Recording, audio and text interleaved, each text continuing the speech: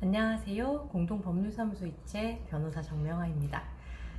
최근 저희 사무실에서 진행하는 사건 중에 서울대 딥페이크 사건, 소위 서울대 N번방 사건이라 불리는 사건이 있습니다. 기사를 통해서 접해보셨을 텐데요. 사실 N번방 사건과 이 사건은 그 쟁점도 방법도 매우 상이하기 때문에 N번방 사건이라 부르는 것은 좀 적절치는 않아요. 이 사건에서도 쟁점이 됐던 것이 딥페이크라고 불리는 허위 영상물입니다. 허위 영상물은 사람의 얼굴이나 신체에 다른 음란한 신체나 영상, 사진 등을 합성하여서 허위로 피해자가 마치 음란한 행위를 하는 것처럼 하는 이미지를 만들어서 어떤 성적인 욕망을 충족하고자 하는 영상물, 사진 등을 통칭합니다. 저희 형법상으로는 성폭력처벌법에 규정이 되어 있는데요. 조문을 한번 함께 보시죠. 제14조의 2입니다. 반포 등을 할 목적으로 사람의 얼굴, 신체 또는 음성을 대상으로 한 촬영물, 영상물 또는 음성물을 영상물 등의 대상자에 반하여 성적 욕망 또는 수치심을 유발할 수 있는 형태로 편집, 합성, 가공한 경우 5년 이하의 징역 또는 5천만 원 이하의 벌금에 처한다 라는 것이 1항으로 규정되어 있고요. 신설된 날짜가 2020년 5월 19일입니다. 바로 N번방 사건이 있은 후에 소위 N번방 방지법이란 이름으로 입법된 입법례 중 하나입니다. 사실은 딥페이크라는 것이 저희 일상생활과 이렇게 밀접하게 된 것도 몇 년 되지 않은 일인데 이미 SNS, 특히 텔레그램 등에서는 이 딥페이크를 이용해 지인 능욕이라고 하는 새로운 종류의 범죄가 상당히 활성화되어 있습니다. 이번 서울대 딥페이크 사건도 그런 종류여서 더 큰 충격과 피해자들의 고통을 가중했는데요.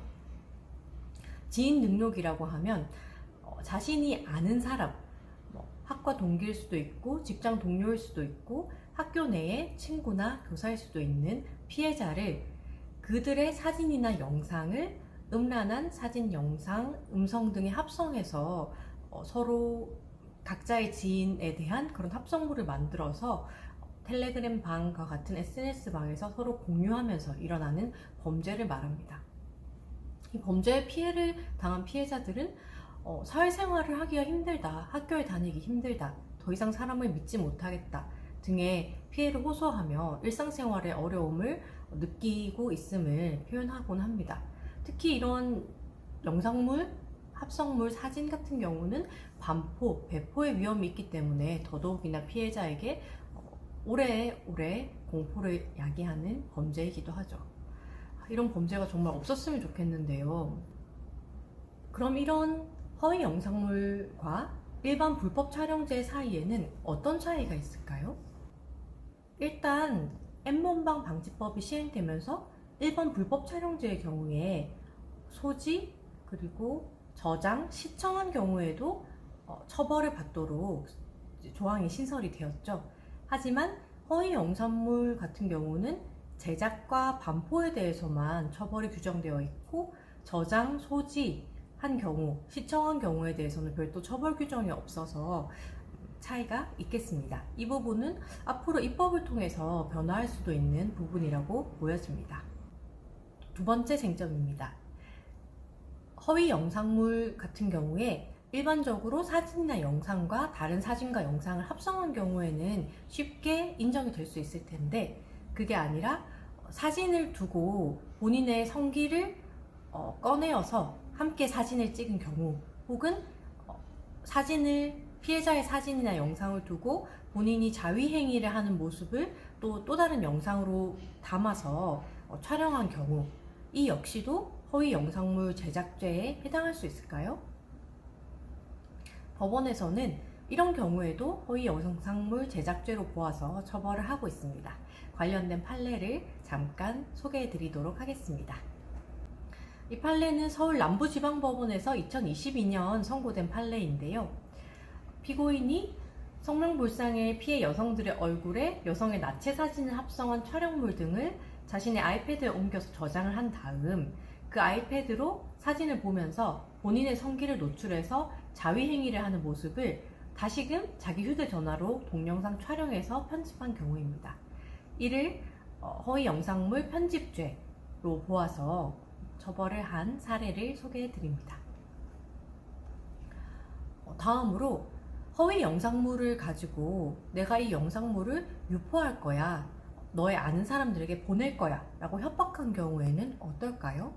이 쟁점이 중요한 이유는 저희 일반 협박죄 같은 경우는 사실은 처벌이 상당히 경미하게 규정이 되어 있습니다. 그런데 성폭력상 협박죄가 또 따로 있지요. 촬영물 등을 이용한 협박 강요죄입니다. 조항을 한번 살펴보죠. 성폭력처벌법 14조의 3으로 규정된 죄이고요. 이것도 N번방 처벌법 중에 하나로 제정이 되었습니다. 1항 성적 욕망 또는 수치심을 유발할 수 있는 촬영물이나 복제물을 이용해서 사람을 협박한 경우 1년 이상의 유기징역에 처한다. 이는 일반 협박죄보다는 훨씬 중하게 처벌하는 것이죠. 그러면 여기서 촬영물이나 복제물을 이용한 협박, 그러니까 너의 불법 촬영물, 너의 성관계 영상을 내가 지인에게 뿌리겠어 라고 협박한 경우 외에 너의 사진을 불법 합성한 딥페이크 영상물을 지인들에게 뿌리겠어 라고 협박한 경우에도 이 조항이 적용이 될까요? 하급심에서 판례가 갈리고 있더라고요. 그냥 일반 협박죄로 처벌한 경우도 있고, 그게 아니라 촬영물을 이용한 협박죄로 성폭력으로 강하게 처벌한 경우도 발견할 수 있었습니다. 다만 서울고등법원에서 위와 같은 판시가 나온 게 있어서 참고를 하시면 좋겠죠. 성폭력처벌법의 입법 경위를 종합적으로 고려하면 이 촬영물 이용한 협박죄 같은 경우에는 허위 영상물을 이용한 협박도 함께 규정한 것이다 라고 하는 판례여서, 이게 대법원 판례는 아니어서 통일된 판시를 하급심에 주기는 좀 어려운 상황일 수 있지만, 앞으로 대법원 판례가 어떻게 형성될지는 그 방향성을 좀 지켜봐야 되는 상황이라고 볼 수 있겠습니다. 다음으로 지인 능욕 범죄의 경우는 아까 설명드렸다시피 너도 나도 텔레그램 방에 초대를 해서 너의 지인 사진을 가져와봐, 너의 지인 사진으로 합성하자 라고 서로 함께 지인 능욕물이라고 하는 딥페이크 범죄물을 만드는 경우들이 많이 있습니다. 이런 경우에 범죄 단체와 관련된 조항이 적용될 수 있을까요? 이 문제는 N번방 사건 때 조주빈을 비롯한 박사방 등에 속해 있던 사람들이 단순히 성폭력 처벌의 단독 범행만이 아니라 범죄 단체를 조직해서 성착취물을 제작했다라는 혐의로 또 처벌받아서 그냥 일반적인 개인에게 주는 처벌보다는 더 강한 처벌을 받았기 때문에, 그렇다면 같은 논리로 N번방 사건과 같이 이런 지인 능욕, 딥페이크 방에 대한 처벌도 범죄단체에 대한 조항을 적용할 수 있지 않겠느냐라는 질문인 것이죠. 형법 제114조에 정한 범죄를 목적으로 하는 단체란 특정 다수인이 일정한 범죄를 수행한다는 공동 목적 아래 구성한 계속적인 결합체로서 그 단체를 주도하거나 내부 질서를 유지하는 최소한의 통솔 체계를 갖춘 것을 의미한다. 텔레그램을 이용한 딥페이크 지인 능력 범죄의 경우에는 이러한 통솔 체계가 존재하는지 아닌지에 따라서 범죄단체 조직죄에 적용이 가능한지 아닌지가 달라질 수 있겠다라고 보시면 됩니다. 텔레그램에서 서로 역할을 분담한다든지 어떤 사람이 어떤 일을 할지 지시를 내리는 체계가 있다든지 하는 경우에는 범죄단체 조직죄로도 충분히 처벌될 수 있는 가능성이 있겠죠. 다만 실제 사례에서 문제가 되는 것이 이런 지인 능력방에 본인의 지인의 연락처나 개인정보만 제공을 하고 그 외에 그 지인의 사진을 제공한다든지 해서 허위 영상물 제작에 직접적인 기여를 하지는 않은 경우에 이 경우도 형사처벌이 성폭력으로 가능할까라는 문제가 생깁니다. 사실 전문가들이 많이 비판하는 부분이 현재 디지털 성폭력을 규정하는 법률이 제작, 유포, 소지, 시청 이런 식으로 행위별로 분절이 되어 있기 때문에 텔레그램을 이용한 지인 능력 범죄처럼 아주 장기간에 걸쳐서 여러 사람들이 부분 합심하여 이루어지는 범죄의 경우에 그 합심해서 예를 들어서 연락처만을 전해주는 상황, 인스타그램 아이디만을 전달해주는 상황에 대한 별도로 처벌할 수 있는 규정이 상당히 모호할 수 있다는 점입니다. 그래서 이런 분절적인 체계를 앞으로 좀 정비를 해서 순환적이고 좀 조직적으로 이루어지는 텔레그램 성착취 그리고 지인 능욕 범죄에 대해서 제대로 처벌할 수 있도록 변화가 좀 시급한 지점이라고 볼 수 있겠습니다. 아동 청소년 성폭력, 디지털 성폭력의 경우에는 소위 온라인 그루밍을 처벌하는 법제가 신설되었죠.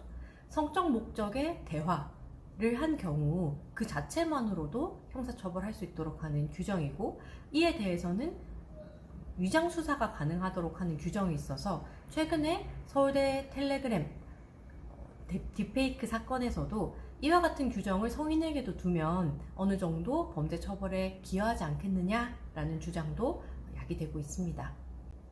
이러한 지인 능욕 범죄의 경우에는 지인 능욕물, 딥페이크물을 만들기 위해서 지인의 개인정보를 제공하는 행위 그 자체만으로도 처벌할 수 있는 조항이 성폭력의 법제 안에서 신설될 필요가 있다고 보여집니다. 현행 법령 중에서는 스토킹 처벌법으로 의율이 가능한가라는 쟁점도 고려해 볼 수 있겠는데요. 다만 스토킹 범죄의 경우에는 스토킹 행위로 야기되는 상대방의 개인정보를 유포한다거나 하는 행위 유형에 따라서 상대방에게 불안감이나 공포심을 야기해야 하는데, 이 텔레그램 지인 능욕 범죄의 경우에는 텔레그램 안에서 본인의 연락처나 신상 정보가 공유되는 사실을 피해자가 알지 못하는 경우들이 있어서, 그렇다면 이 경우에는 피해자들이 공포심이나 불안감이 야기되기 힘들지 않냐, 스토킹 범죄의 구성 요건이 해당되지 않지 않냐라는 문제 제기도 가능할 수 있어서 이 역시도 앞으로 좀 판시를 지켜봐야 되는 부분이라고 할 수 있겠습니다.